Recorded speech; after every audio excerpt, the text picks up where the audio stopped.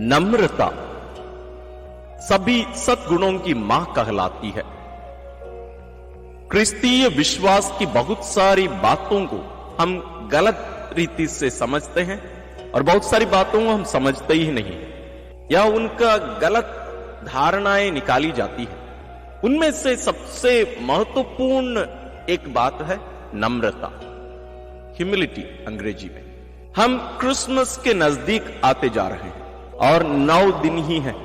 हमारे नवरोजी प्रार्थना के आज प्रथम दिन प्रभु यीशु के जन्मोत्सव योग्य रीति से मनाने के लिए कुछ विशेष गुणों के बारे में हम मनन करेंगे और नवरोजी प्रार्थना करेंगे। आज नवरोजी प्रार्थना का प्रथम दिन सभी सद्गुणों की मां नम्रता की जो जरूरत है हमारे जीवन में, विशेष रूप से प्रभु यीशु को अपनाने में या प्रभु यीशु के बनने में, इस पर हम विशेष मनन करने की कोशिश करेंगे। मैं इसलिए कोशिश करेंगे बोल रहा हूं क्योंकि ये ऐसा एक विषय है जिस पर हम जितना भी मनन करें वो कम ही रह जाता है। मैं बहुत साल पहले कहीं एक पुस्तक में पढ़ा था, वहां लिखा हुआ था जब एक व्यक्ति कहता है मैं नम्र हूं, उस क्षण से वो नम्र नहीं रह सकता। एक ऐसी एक स्थिति कि हम पहचान नहीं पाते हैं कि वास्तव में नम्रता क्या होती है। तो आइए हम प्रभु यीशु का और उनकी मां ईश्वर की मां मरियम का उदाहरण और पवित्र बाइबल से कुछ वचन लेकर हम इस सबसे महत्वपूर्ण सद्गुणों में से एक नम्रता के बारे में हम जानने, परखने और अपने जीवन में इसको उतारने की हम कोशिश करेंगे। आइए हम शुरू करते हैं। तो जल्दी समझने के लिए मैं पवित्र बाइबल से एक घटना आपके सामने रखना चाहूंगा। यह घटना पुराने विधान की है। 2 व्यक्तियों का सामना होता है, गोलियात और उनके सामने दाऊद। गोलियात आत्मविश्वास से, घमंड से, गर्व से भरा हुआ एक व्यक्ति, जिनको शायद हम कह सकते हैं आज का जो मानसिकता है उसका एक प्रतीक हम जरूर मान सकते हैं। मुझसे बड़ा कोई नहीं है इस दुनिया में, मैं जो कहता हूं वही सही है मानसिकता। शायद हम हर एक में ये भावना, ये गुण भरा है। शायद उसकी जो मात्रा है ऊपर नीचे हो सकती है, लेकिन लगभग हर व्यक्ति के मन में है। लेकिन हम देखते हैं दाऊद में, दाऊद ये कहकर आता है कि मैं इस्राएलियों के ईश्वर पर भरोसा रखकर उनके नाम पर मैं आता हूं। इन दोनों में क्या फर्क है? दोनों लड़ने आ रहे हैं। उनमें से एक है बहुत बड़ा युद्धवीर, बहुत सारे युद्धों में लड़कर अपने देश के लिए विजय पाया हुआ एक व्यक्ति गोलियात। उनका आकार दाऊद की तुलना में बहुत ही ज्यादा बड़ा है और उसके सामना करता है दाऊद, 14-15 साल का एक लड़का, छोटा कद का, कभी युद्ध लड़ा नहीं है। वो सामना करने जाता है। जैसे वो कहता है मैं विश्वमंडल के ईश्वर के नाम पर आता हूं।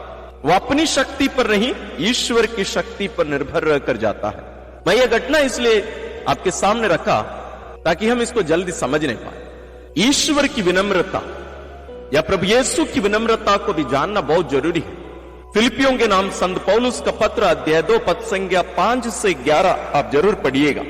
मैं पूरा यहां नहीं दे पा रहा हूं, मनन चिंतन ज्यादा नहीं कर पाएंगे, तो मैं इसमें से 1-2 वचन पढ़कर सुनाकर उस पर मनन आपके साथ करने की कोशिश कर रहा हूं। पद संख्या 5 से लेकर 7। आप लोग अपने मनोभावों को ईसा मसीह के मनोभावों के अनुसार बना ले। वह वास्तव में ईश्वर थे और उनको पूरा अधिकार था कि वह ईश्वर की बराबरी करे। फिर भी उन्होंने दास का रूप धारण कर तथा मनुष्यों के समान बनकर अपने को दीनहीन बना लिया और उन्होंने मनुष्य का रूप धारण करने के बाद मरण तक, हां क्रूस पर मरण तक आज्ञाकारी बनकर अपने को और भी दीन बना लिया। यहां संत पौलुस प्रभु यीशु का उदाहरण हमारे सामने रख रहे हैं। प्रभु मसीह के आदर्श गुण विनम्रता को हमारे सामने रख रहे हैं। वो ईश्वर थे, वो केवल मनुष्य नहीं बने, दास बने। केवल दास नहीं बने, मरण तक आज्ञाकारिता स्वीकार की। वहां उनकी कुछ भी नहीं चली, वो अपनी इच्छा से कुछ भी नहीं किए। वही है नम्रता, विनम्रता। अब मेरी बात मानिएगा, ये बहुत कठिन है, बहुत कठिन है। कभी कभी हम जो सोचते हैं हमें लगेगा कि ये सच है, ये सही है। सामने वाला व्यक्ति जो हमसे कह रहा है वो हमारे पास है ही नहीं, तो मैं जो कह रहा हूं यही इस परिस्थिति के लिए ही सही है। लेकिन जैसे प्रभु यीशु कहे, पिता यदि हो सके ये प्याला मुझसे हटा ले, ये टल जाए, लेकिन मेरी इच्छा नहीं तेरी इच्छा पूरी हो। यही मनोभाव है, पूर्ण आत्मसमर्पण। इसका अर्थ जरूर ये नहीं कि ये सोचना है कि मैं कोई भी काम का लायक नहीं हूं, मैं कुछ नहीं कर सकता, मैं अयोग्य हूं, मुझ में कोई क्षमता है ही नहीं। नहीं, बिल्कुल नहीं। विनम्रता का अर्थ अपने आप को ईश्वर के संबंध में देखना, अपने आप को ईश्वर की दृष्टि से देखना, अपनी पहचान ईश्वर से जोड़कर देखना, यही वास्तव में नम्रता। प्रभु यीशु का आप देखिए, प्रभु यीशु उस समय के उनके देश के सबसे बड़े अधिकारियों का सामना कर रहे थे। किसी के सामने झुके नहीं, डटकर सामना किए, लेकिन अपने में जो अधिकार था, उनकी जो क्षमता थी उनको नष्ट करने का, वो नहीं की। वो उनका अधिकार में ही था, वो कुछ भी कर सकते थे क्योंकि वो ईश्वर है, लेकिन वो नहीं किए। इसलिए वे स्वयं हमसे कहते हैं, संत मत्ती रचित सुसमाचार अध्याय 11 में, थके मांदे और बोझ से दबे हुए लोगों, तुम सभी मेरे पास आओ, मैं तुम्हें विश्राम दूंगा। मेरा जुआ अपने ऊपर ले लो और मुझसे सीखो, मुझसे सीखो, मैं स्वभाव से नम्र और विनीत हूं। मैं स्वभाव से नम्र और विनीत हूं। हम इस बात को भूल जाते हैं। केवल लोग घरों में लिखवाते हैं, चर्च में लिखवाते हैं, थके मांदे और बोझ से दबे हुए लोगों, तुम सभी मेरे पास आओ, मैं तुम्हें विश्राम दूंगा। पद संख्या 28। बस, लेकिन कैसे हमें विश्राम मिलेगा? प्रभु यीशु के समान नम्र और विनीत बनने से ही वो मिलेगा। लेकिन ये बात को हम भूल जाते हैं। हम अभी सोच रहे होंगे कि प्रभु यीशु तो स्वयं ईश्वर है, उनके लिए कुछ भी असंभव नहीं है। क्या हम मनुष्यों में से किसी को ले सकते हैं जो हमें नम्रता की पाठ पढ़ाए? जी हां, उनकी मां मरियम, धन्य कुंवारी मरियम का उदाहरण मैं आपके सामने रखना चाहूंगा ताकि हम उनसे सीखने पाए। संत लूकास रचित सुसमाचार अध्याय 1 पद संख्या 26 से लेकर पूरा अध्याय आप पढ़िएगा। मैं उधर इधर से कुछ पद संख्या लेकर आपके साथ मनन चिंतन करूंगा। पद संख्या 38 में हम देखते हैं, मरियम स्वर्गदूत से कहती हैं, देखिए मैं प्रभु की दासी हूं, आपका कथन मुझ में पूरा हो जाए, मैं प्रभु की दासी हूं। स्वर्गदूत गाब्रियल उनके पास आकर उन्हें संदेश देते हैं। मरियम क्या कहती है अंत में? मैं प्रभु की दासी हूं। यहां हमें लगेगा कि इसमें क्या नम्रता की बात देखने को मिलती है। उसके लिए हमें इसके पहले जो कुछ घटित होती है उसको देखना है। पद संख्या 28 में हम देखते हैं, स्वर्गदूत ने उसके यहां अंदर आकर उससे कहा, प्रणाम प्रभु की कृपा पात्री, प्रभु आपके साथ है।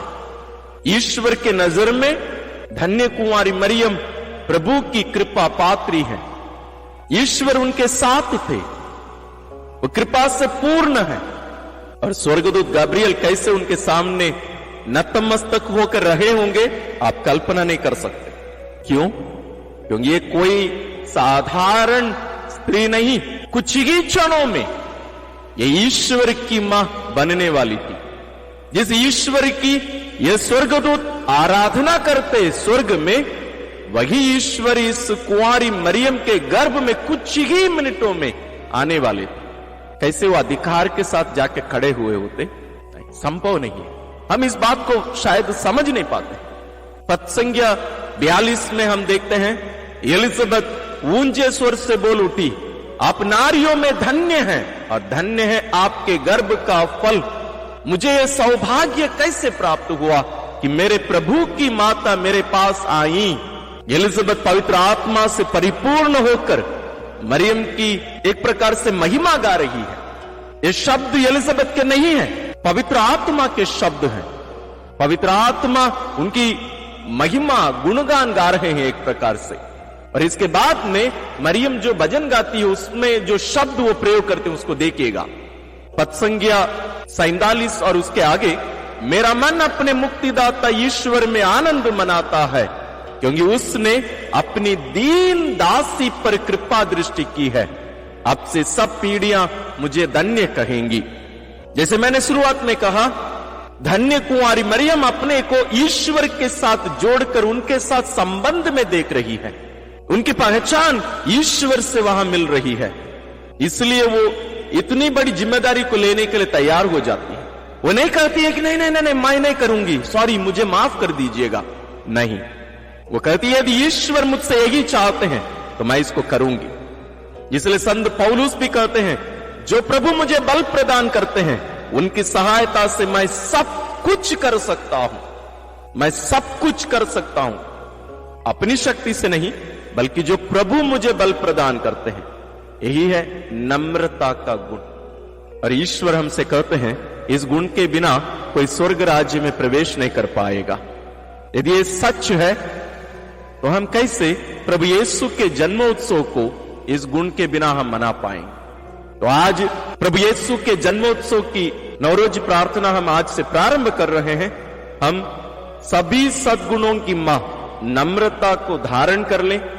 स्वयं प्रभु यीशु से हम सीखें, हम मनन चिंतन करें। मां मरियम से हम सीखें, स्वयं ईश्वर की मां से, साथ ही साथ हम राजा दाऊद से भी सीखें। इन लोगों के उदाहरण को हम अपने सामने रखकर हम भी नम्र बनने की कृपा ईश्वर से मांगते हुए आइए हम आज की इस नवरोजी प्रार्थना में प्रवेश करें। पिता और पुत्र और पवित्र आत्मा के नाम पर आमीन।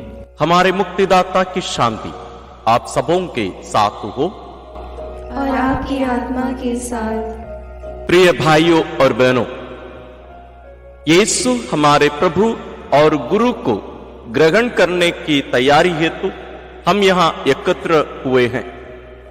उनका पवित्र आत्मा हमें उनके दिव्य देह धारण के रहस्य को योग्य रीति से मनाने के लिए शुद्ध हृदय एवं स्वच्छ अंतःकरण प्रदान करें। हम प्रार्थना करें। हे स्वर्गीय पिता, तूने अपने इकलौते पुत्र को इस दुनिया में भेजा ताकि वे उसे नवीन बनाकर तेरे योग्य बनाए। हमारी सहायता कर कि जिस सत्य को लेकर वे आए हैं हम उसे ग्रहण करें और उसी सत्य से प्रेरित होकर जीवन बिताए। यह निवेदन सुन ले हमारे प्रभु तेरे पुत्र यीशु क्रिस्त के द्वारा, जो तेरे तथा पवित्र आत्मा के संग एक ईश्वर होकर युगानुग जीते और राज्य करते हैं। आमीन। स्तोत्र 86 पद संज्ञा 1 से 8। ईश्वर हमें बचाने आएगा, उसका नाम इम्मानुएल है। प्रभु मेरी प्रार्थना सुन, मुझे उत्तर दे, मैं दरिद्र और निसहाय हूँ। मेरी रक्षा कर, मैं तेरा भक्त हूँ, तुझ पर भरोसा है, अपने दास का उद्धार कर। प्रभु तू ही मेरा ईश्वर है, मुझ पर दया कर, मैं दिन भर तुझे पुकारता हूँ। प्रभु अपने दास को आनंद प्रदान कर, क्योंकि मैं अपनी आत्मा को तेरी ओर अभिमुख करता हूँ। प्रभु तू भला है, दयालु है और अपने पुकारने वालों के लिए प्रेममय। प्रभु मेरी प्रार्थना सुनने और मेरी दुहाई पर ध्यान देने की कृपा कर। मैं संकट के दिन तुझे पुकारता हूँ, क्योंकि तू मुझे उत्तर देता है। प्रभु देवताओं में तेरे सदृश कोई नहीं, तेरे कार्य अतुलनीय हैं। पिता पुत्र और पवित्र आत्मा की महिमा होवे, जैसे वह आदि में थी, अब है और अनंत काल तक सदा रहेगी। आमीन। ईश्वर हमें बचाने आएगा, उसका नाम इम्मानुएल है। धर्म ग्रंथ पाठ फिलिपियों के नाम संत पौलुस का पत्र अध्याय 3 पद संख्या 17 से 21। भाइयों, आप सब मिलकर मेरा अनुसरण करें। मैंने आप लोगों को एक नमूना दिया, इसके अनुसार चलने वालों पर ध्यान देते रहें, क्योंकि जैसा कि मैं आपसे बार बार कह चुका हूँ और अब रोते हुए कहता हूँ, बहुत से लोग ऐसा आचरण करते हैं कि मसीह के क्रूस के शत्रु बन जाते हैं। उनका सर्वनाश निश्चित है। वे भोजन को अपना ईश्वर बना लेते हैं और ऐसी बातों पर गर्व करते हैं जिन पर लज्जा करनी चाहिए। उनका मन संसार की चीजों में लगा हुआ है। हमारा स्वदेश तो स्वर्ग है और हम स्वर्ग से आने वाले मुक्तिदाता प्रभु ईसा मसीह की राह देखते रहते हैं। वह जिस सामर्थ्य द्वारा सब कुछ अपने अधीन कर सकते हैं, उसी के द्वारा वह हमारे तुच्छ शरीर का रूपांतरण करेंगे और उसे अपने महिमामय शरीर के अनुरूप बना देंगे। प्रभु की वाणी। ईश्वर को धन्यवाद। मरिया गान। हम अपनी पवित्र माता के साथ जीवंत ईश्वर का गुणगान करें। मेरी आत्मा प्रभु का गुणगान करती है। मेरा मन अपने मुक्तिदाता ईश्वर में आनंद मनाता है, क्योंकि उसने अपनी दीन दासी पर कृपा दृष्टि की है। अब से सब पीढ़ियां मुझे धन्य कहेंगी, क्योंकि सर्वशक्तिमान ने मेरे लिए महान कार्य किए हैं। पवित्र है उसका नाम। उसकी कृपा उसके श्रद्धालु भक्तों पर पीढ़ी दर पीढ़ी बनी रहती है। उसने अपना बाहुबल प्रदर्शित किया है। उसने घमंडियों को तितर बितर कर दिया है। उसने शक्तिशाली को उनके आसनों से गिरा दिया है और दीनों को महान बना दिया है। उसने दरिद्रों को संपन्न किया और धनियों को खाली हाथ लौटा दिया है। इब्राहिम और उनके वंश के प्रति अपनी चिरस्थायी दया को स्मरण कर उसने हमारे पूर्वजों के प्रति अपनी प्रतिज्ञा के अनुसार अपने दास इज़राइल की सुध ली है। पिता, पुत्र और पवित्र आत्मा की महिमा होवे, जैसे वह आदि में थी, अब है और अनंत काल तक सदा रहेगी। आमीन। सामूहिक निवेदन। प्यारे भाइयों बहनों, हम पवित्र आत्मा से प्रेरित ईश्वर की प्रजा के रूप में एकत्रित होकर उन्हीं का नाम लेकर कहें, हे प्रभु हमारे जीवन में आ। हे प्रभु हमारे जीवन में आ। दुनिया भर के ख्रिस्त विश्वासी अपने दैनिक जीवन में बालक यीशु के आगमन का अनुभव करें। हे प्रभु हमारे जीवन में आ। सभी समर्पित लोग प्रभु के आगमन का अनुभव करें तथा उनका अनुसरण करने की चुनौतियों का सामना करने की शक्ति प्राप्त करें। हे प्रभु हमारे जीवन में आ। इस आगमन काल में मंडली के गडेरिये पवित्र आत्मा के वरदानों का भरपूर अनुभव करें। हे प्रभु हमारे जीवन में आ। बालक यीशु के आगमन के प्रभाव से यहाँ उपस्थित प्रत्येक व्यक्ति नई सृष्टि बन जाए। हे प्रभु हमारे जीवन में आ। हम थोड़ी देर मौन रहकर अपनी सभी निजी निवेदनों को, विशेष रूप से उनके समान नम्र बनने की कृपा मांगते हुए अपनी प्रार्थनाओं को पिता के चरणों में रखें।